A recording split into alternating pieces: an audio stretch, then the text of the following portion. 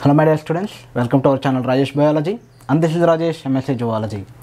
Today I am going to teach about first unit in first year zoology, that is diversity of living world. In that the first topic is what is life. The bird has life and I am also have life, you also have life, but my marker don't have life. My bird also don't have life. The camera and the phone, your earphones don't have life. So what is meant by life actually? So life is the exclusive property of living things. It is a property of living things, and this property doesn't have that non-living things like my marker. So you already know this, it is a biology subject. In word biology, bio indicates, the bio means life, and logos means science. The science which deals about life is known as biology. That is the first thing. And there are different types of living things are there. The animals, insects like houseflies which fly between me and the camera lens, and microorganisms which we can't see with our naked eye, also present around us. They also have life. And the plants also have life. They show some living characters like photosynthesis, respiration. They also can reproduce, and circulation is also present within the body of plant. You already know this, right? So this is about biology. It deals about living things. The living things are broadly classified into three major types. They are microorganisms. Microorganisms are like virus, bacteria, which we can't see with our naked eye, and animals. I'm also an animal. All human beings also animals in subject zoology. We are also under class Mammalia. Clear? Animals and plants. There are some messages in past time. Birds also animals. Clear? The subject which deals about microorganisms is known as microbiology. It is a branch of biology. And the subject which deals about plants is known as botany. The subject which deals about plants is known as botany. And the subject which deals about the animals is known as zoology. Zoology is our subject, is our favorite subject. In that subject, diversity of living world is the first topic. In that, the first interesting question is what is life? Clear? Up to here. Right. Same question is asked by Vasikaran in Robo movie to the robot Chitty.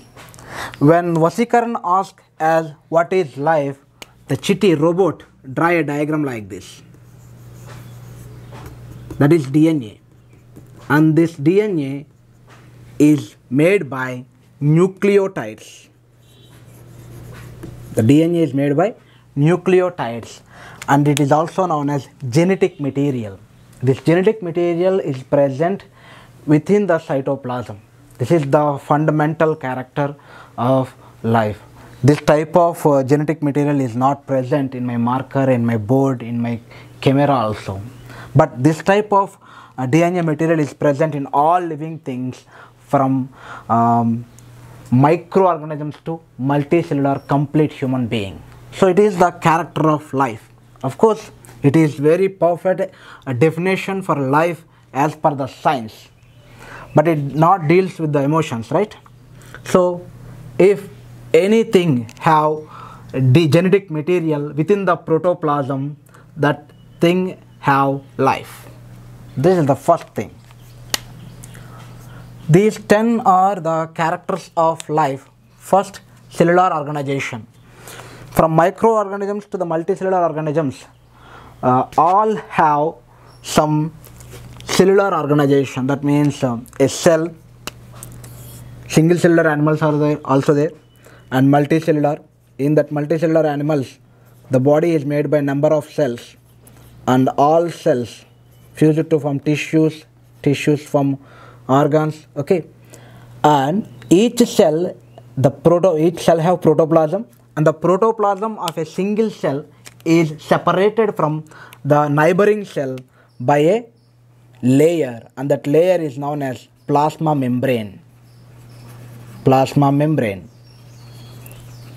Each cell's protoplasm is separated from the neighboring cell by a wall, and that wall is known as plasma membrane or cell wall, okay. And within the plasma membrane there is protoplasm, and protoplasm have cell organelles, and nucleus is a very important cell organelle which is present in the cell, and that nucleus have DNA material. This is the cellular organization. You know one thing, there are two types of cells, prokaryotic cells and eukaryotic cells. Prokaryotic cells means the cells which have distinct nucleus is known as eukaryotic cells. Distinct nucleus means the hereditary information is covered by a membrane that is known as nuclear membrane. So eukaryotic cells have nuclear membrane around the genetic material. DNA chuttu oka membrane untundi eukaryotic cells.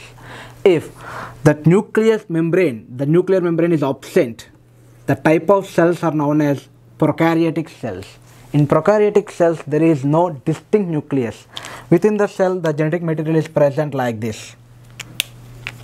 This is the genetic material, and the genetic material is present without any layer around it. So it is prokaryotic cell, and the cell which have a nuclear membrane around the genetic material is known as eukaryotic cell. So this type of cellular organization is present in living things. It is not present in non-living things. For example, take a permanent example for entire lecture. My marker is example for non-living thing. It doesn't have life. Are you agree with it? Right. And then next, for living thing, you can take a hen or a very cute animal, rabbit. Rabbit is a perfect example for living thing. If you know the differences between my marker and my rabbit, you easily understand this topic. This is the differences between living things and non-living things. These are the characters which present only in living things. These characters are not present in non-living things like my marker. Clear? So cellular organization is not present in my marker, but this type of organization is present in that cute rabbit. Next, complexity of organization. Complexity of organization, it is ordered complexity. Living things have ordered complexity like atoms. These are the some atoms, organic compounds or inorganic compounds, okay. Atoms fuse to form molecules. Molecules fuse to form organelles. Organelles means mitochondria is a organelle, cell organelle. Golgi complex is a cell organelle, and nucleus is a cell organelle. Organelles, and organelles are fused to form cell, and cells which have similar function, they also fuse to form tissues, and tissues fuse to form organs, and organs fuse to form organ systems, and some organ systems fuse to form a complete animal body, rabbit body. This type of ordered complexity is present within living things only. This type of ordered complexity is not present in my marker. Like some plastics are fused to form my cap. All caps together form all caps are not together form a pen. Clear? So this is ordered complexity which is present only in living things. Next, sensitivity. Sensitivity is the property of living thing only. If I give some stimulus to my marker like this, it never respond to me. It is not respond to me. For example, it is a marker and it is a non-living thing. I put some pressure on this marker. It never sense my pressure. What is pressure? Okay, the pressure on this cap is not sensed by the non-living thing, but same thing is done by me to the rabbit. It is automatically give some response to me. Either it likes the stimulus or it may feel fear about the stimulus. It may run away. So this type of sensitivity, that means response to the external or internal stimulus is present within the living things only. This type of response is not present in non-living things. So that is the difference between my marker and rabbit. And fourth, growth. Actually, growth is the defining feature of life, but scientists and others doesn't believe this, because growth is also shown by non-living things. Non-living things also can grow. Okay, I'll explain this. Growth is of two types: growth in number, growth in mass, anything. Okay, growth in mass or growth in number, both are characters of living things. Rabbits can grow in size, in mass, and rabbits can reproduce their number. They also produce some baby rabbits, so increase in number also. And why scientists say that growth is not a fundamental feature of living thing? Because some non-living things also may grow by accumulation of material on the surface. Some stones grow. The hills, Himalayas or Aravalli hills, or some stones also may grow by the accumulation of material on the surface of the stone.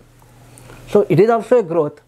So growth is not a fundamental character of life, and this statement is given by NCERT book. In future, when you attempt an exam, NEET or MCET, there is a question like this. Which of the following is the fundamental character of life?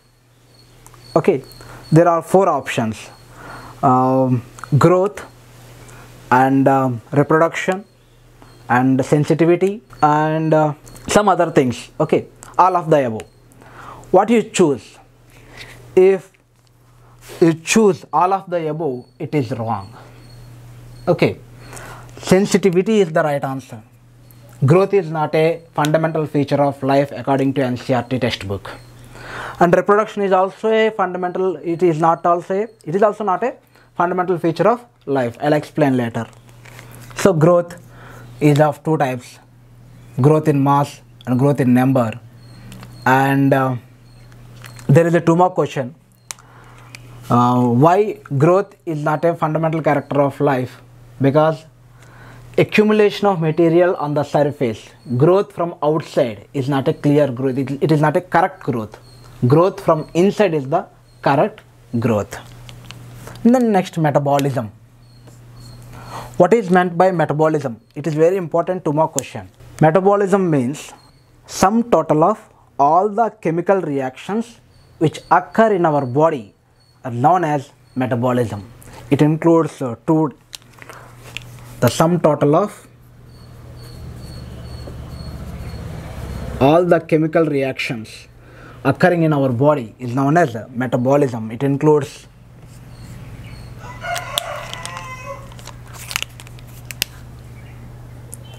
anabolism and catabolism. Anabolism and catabolism together constitute called metabolism. The process which build up or store energy, the process which build up or store energy is known as anabolism. Storing or build up. The process which involves in the expenditure of energy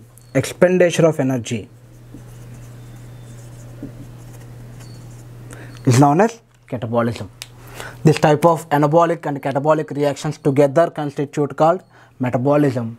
For example, respiration is a catabolism, and digestion is a anabolism. This type of catabolic and anabolic reactions will not occur in non-living thing, but these two occur in living thing.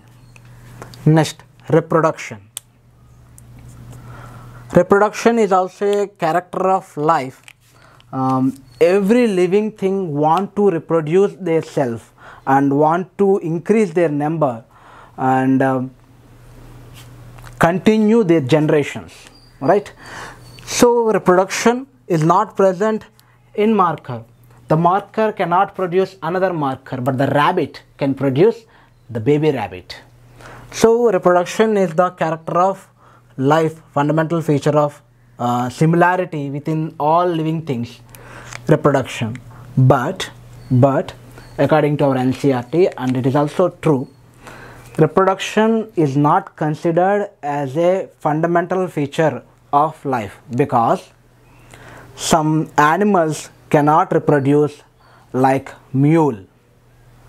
Mule is a hybrid between donkey and horse. This is a sterile animal. And some humans also can't reproduce, sterile human beings which have help, which need help from surrogacy, right? So some animals cannot reproduce. So reproduction is not a fundamental feature of life. Reproduction and growth. Next, homeostasis. Stasis means standing and maintaining. Homeostasis means maintaining the constant internal environment is known as homeostasis. For example, the weather is very hot. When the weather is very hot, we automatically sweat. It is a physiological mechanism to maintain our body temperature as the normal body temperature. The sweat prepare a water vapor around our body. That water vapor protects our body from the hotness of weather. Or when weather is very cool, we automatically shiver. When we shiver, the muscles get contracted and relaxed. The rapid contraction and relaxations of muscles produce heat. So this type of physiological mechanisms are known as homeostasis. This type of homeostasis is not present in my marker, but this type of homeostasis mechanisms are present in our rabbit. So next one, evolution. Life is not static, it always change. Life is not a static like a hill. It always change, it always move like a river. Okay, so evolution deals about the changes which occur in animal species. These changes occur due to genetic mutations, gene recombinations. Okay, there are so many factors which influence the evolution, which are already read in your 10th class. Okay, I'll teach you about the evolution in second year also. But the Charles Darwin and Lamarck, there are so many evolutionary scientists are there. They spoke so many things about living beings evolution. All living beings try to lead a successful life in our environment, in our earth. For that purpose, they fight with the environment, they fight with the colleagues, like if dog want a chicken piece, there is only one chicken piece and there are 4 dogs. All dogs need that chicken piece. For that purpose, every dog must fight with the next dog. So they always struggle for existence. The animal which have some good abilities, some good adaptations, it leads a successful life and it generates a new generation with new adaptations. So this type of evolution is present in living things only. It is not present in non-living things like markers. The marker it cannot produce, cannot change. Okay, evolution is the character of life. Next, sentience. Sentience and mortality are the defining features of life. Jatasya hidruvo mrichuhu. It is a sloka in Mahabharata, right? Every living thing must birth. After then, it grows sometime After it reaches some extent, it go to die, and the animals get birth and they grow, and then next they go to die. The aging process is known as senescence. Along with the time, we also get some adaptation, some changes, and we get some age also. If plants have some age and the animals have some age, I also have some age, you also have some age. That aging process is known as senescence. Marker doesn't have life. Marker doesn't have age. The marker, what is our age and adigithe manam deniki I am 13 years old, 10 years old. The marker doesn't say their age, but this aging process is present in living things. It is not present in non-living things. And mortality also. My marker die anam manam, right? So my marker cannot die, but a rabbit may die due to some reasons. Mortality is the character of life. It's very, very good theory. Mortality is the character of life. So this is about the characters of fundamental features or similarities of life. Next, before that, I want to tell something. Growth is a 2-mark question. In non-living, what is the difference between living things and non-living things as per the growth? This is the 2-mark question actually. In non-living things, growth will occur by the accumulation of material on the surface. By the accumulation of material on the surface, non-living things may grow. But in living things, growth from inside. Non-living things, growth from outside. And another 2-mark question, metabolism. What is metabolism? The sum total of all the chemical reactions together called metabolism. It includes anabolism and catabolism. You can write like this also. The process of energy storing is known as anabolism, and the process of expenditure of energy is known as catabolism.